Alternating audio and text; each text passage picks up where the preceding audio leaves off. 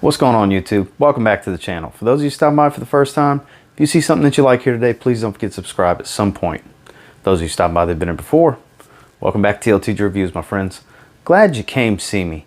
So today I'm bringing you 10 fragrances that seem to get no love. 10 flankers that I thoroughly enjoy, that not a whole lot of people seem to, at least from what I can see. I'm sure behind the scenes, people that don't have YouTube channels or aren't active on social media with their fragrances do enjoy them, but not a whole lot from what I can see. Are these hated? Did they just not get enough media? I enjoy them, and I want to talk about them. Stay tuned.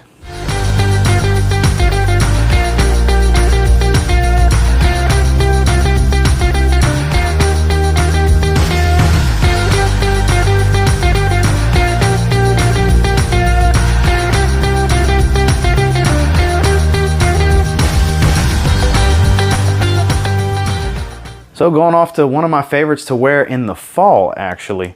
I'm a very seasonal person. I'm a creature of habit, to say the least.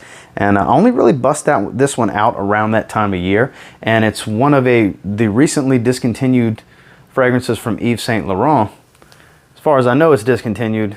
La Nuit de l'Homme Eau Électrique. Damn good fragrance. Gets that generic tag early on when it first came out. I believe it was 2018. Man, I love the way this one smells. That vanilla, the geranium really gives off kind of a minty tone to it. Very, very beautiful in my opinion. Decent performer. I get about 7 hours. I get 2 really good hours of projection. And then I get a mild scent trail where I get wafts throughout the day. Complimented fragrance, you know, it's not a lot of people really talk about it, you know. Here and there, you'll see somebody mention it in the Facebook groups. You'll see it pop up, somebody posting it as their scent of the day. That's about it. Don't really get a lot of praise on YouTube or much on Instagram and Facebook from what I can tell. And it's one of my favorites. I'm super happy to have a 100 milliliter bottle. It's going to last me a long time. Fragrance that I don't see get enough love. La Nuit de l'Homme Eau Électrique. Next, this one damn sure don't get enough love in my opinion. It gets that generic, oh, not another Invictus smelling fragrance. Because in the opening, it's definitely going to have that bubblegum sweetness and remind you of Invictus. But in the dry down, it does start to give off some more spices to try to fall into the line a bit better. And we're talking about the Spice Bomb line from Viktor and Rolf. We're talking about Night Vision. Yep, talking about Night Vision. Not a whole lot of people really like it. I get it. It's not the most popular thing. Man, but as a guy that loves Invictus and loves Spice Bomb, put them together and what have you got? Spice Bomb Night Vision. Man, anything that's real sage heavy tends to give that bubblegummy type of scent. Love the opening. Love the dry down. It's reminiscent of Davidoff Run Wild, of Azaro Wanted, which Azaro Wanted gets a good bit, used to get a good bit of praise, but this doesn't. And they smell very similar, I find. They both get the Invictus tag and have a spicier dry down, like a spicy Invictus. It's good stuff to me. You know, I'm glad to have a bottle.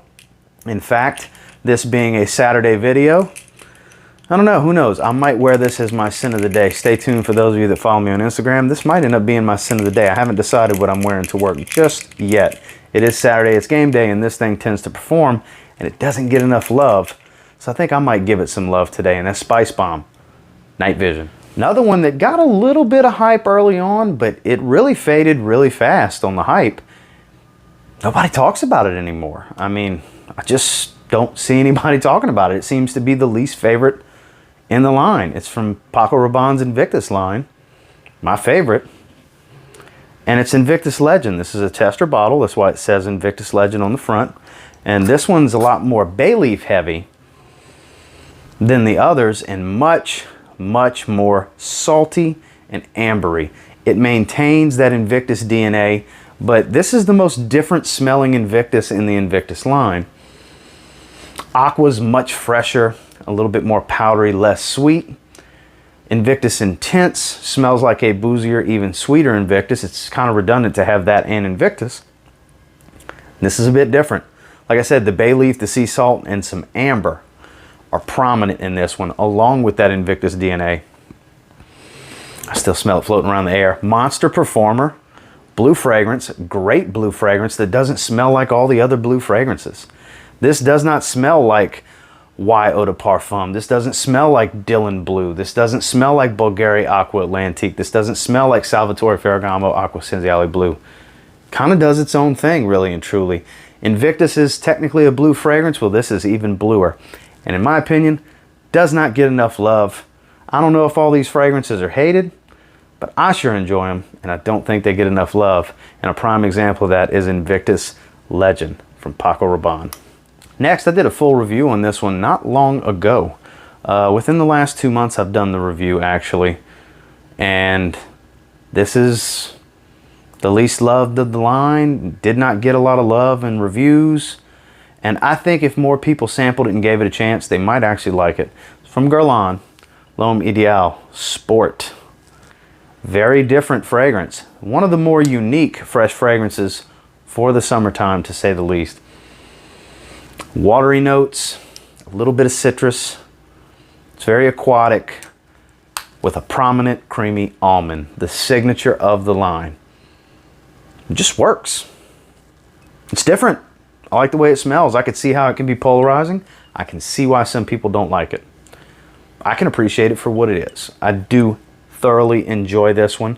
I did wear it a few times for the review. I have not worn it since. Shame on me. But I will be giving it some more wear because I got plenty of hot weather still ahead of me, being in South Texas and it only being late June. It's going to be hot as all hell for 2.5, 3 more months easily. So I got plenty of time. I got plenty of summer left, to say the very least. And I will get some more run to this extremely unique, in my opinion, unfairly hated flanker from Guerlain, and that's L'Homme Ideal Sport. Next, I just flat out don't see anybody talk about this one. You know, the original collaboration fragrance in the John Varvatos line, I smelled at a John Varvatos store and I thoroughly enjoyed it, and I still don't have a bottle.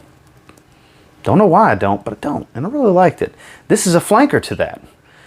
And nobody really talks about this one either. It's John Varvatos and Nick Jonas.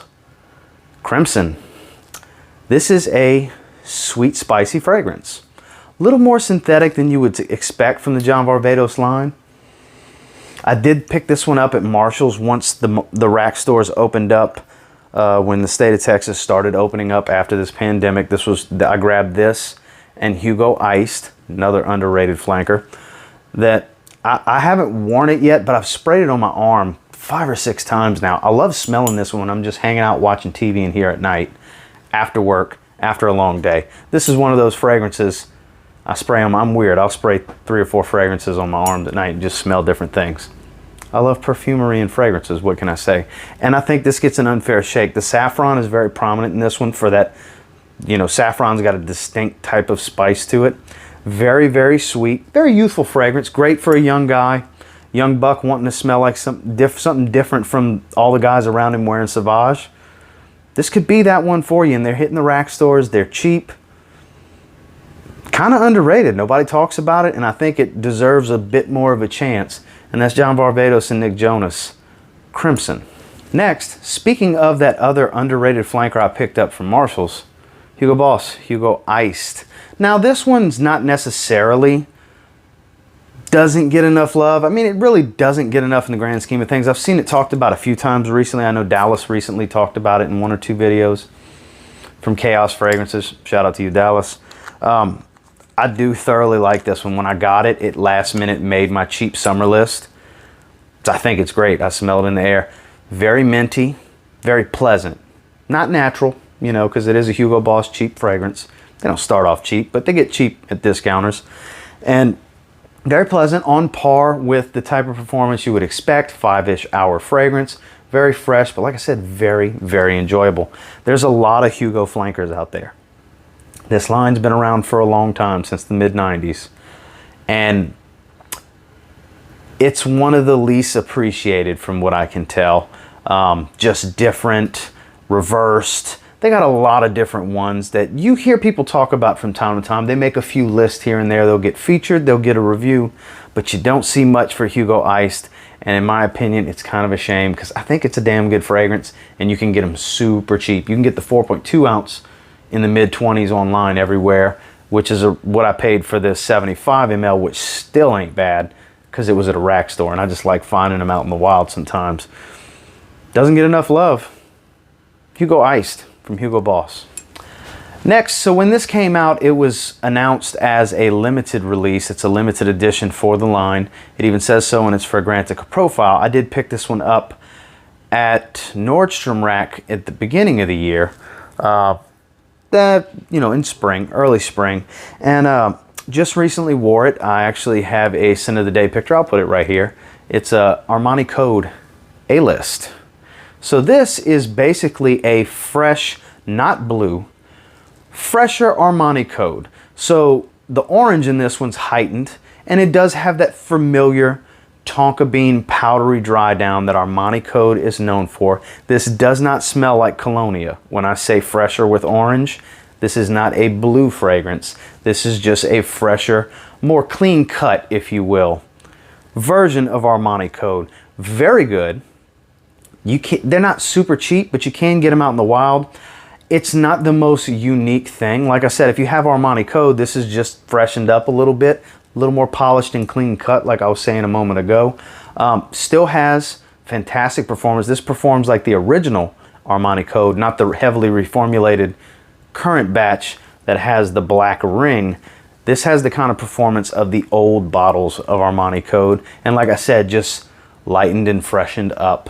So this is one that nobody really talks about because it's not the easiest thing to just get a sample or get your hands on. And it's not a bona fide cheapie that you can get for 20 or 30 bucks. It's more in that 40, 50, $60 range, depending on the size of bottle.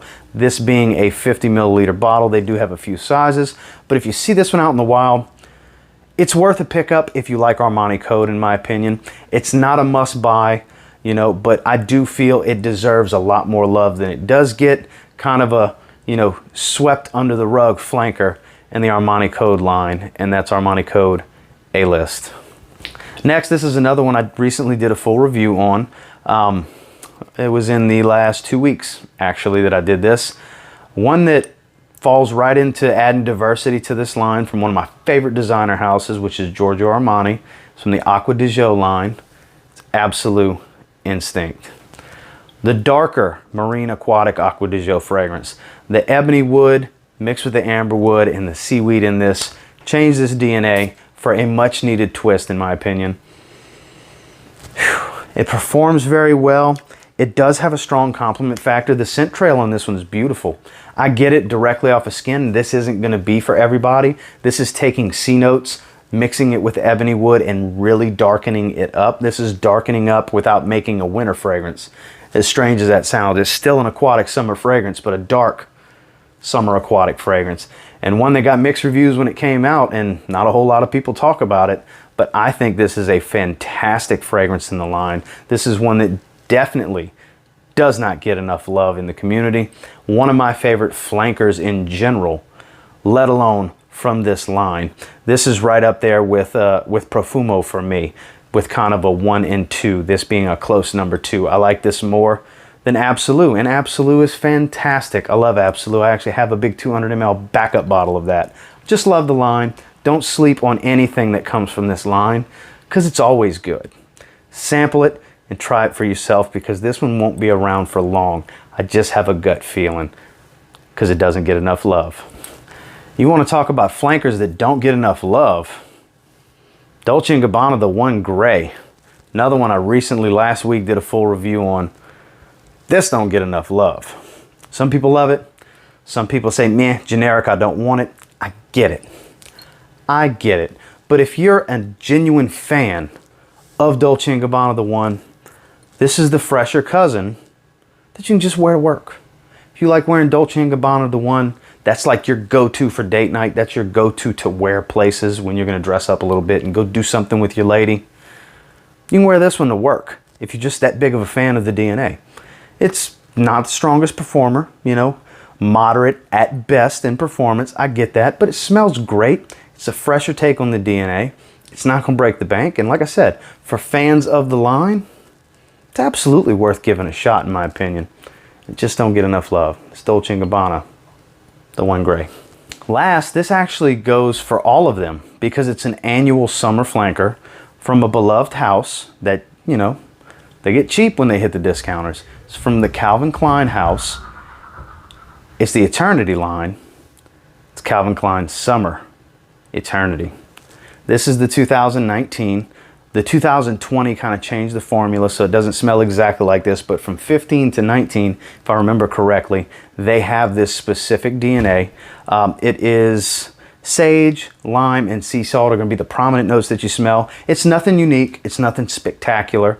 I get it. It can get the generic tag, and I fully understand why, but this is a very easy wear that can be had very, very cheap. Smells great. Very, very versatile. People are going to like the way you smell. It's fresh and clean. And like I said, easy wear, great in the heat, versatile. You can do so many things with it. And they just don't get enough love. And they come out every year. CK Eternity Summer, this being the 2019, but really any year. They just don't get enough love. Well, that was my 10 guys. And until next time, do me a real quick favor. Go ahead and like, comment, subscribe. I do appreciate all the feedback. I love hearing from you guys. This is 10 that I believe just don't get enough love. I enjoy every single one of these. Some of these are recent wears, recent reviews, or ones that I just like to wear in general because I think they smell great and they don't get any hype. They're far from hyped. If anything, they're de-hyped because people just say they don't care for them, or they have their different tags for, oh, another this, or oh, a generic that. And yeah, these aren't fantastically mold-breaking DNAs, but they smell really good. And they can absolutely find a spot in your fragrance wardrobe if you give them a chance. And until next time, I will say, if you get your hands on any of them, you give them a spray now, who knows? You might end up thanking me later. Have a good one, guys.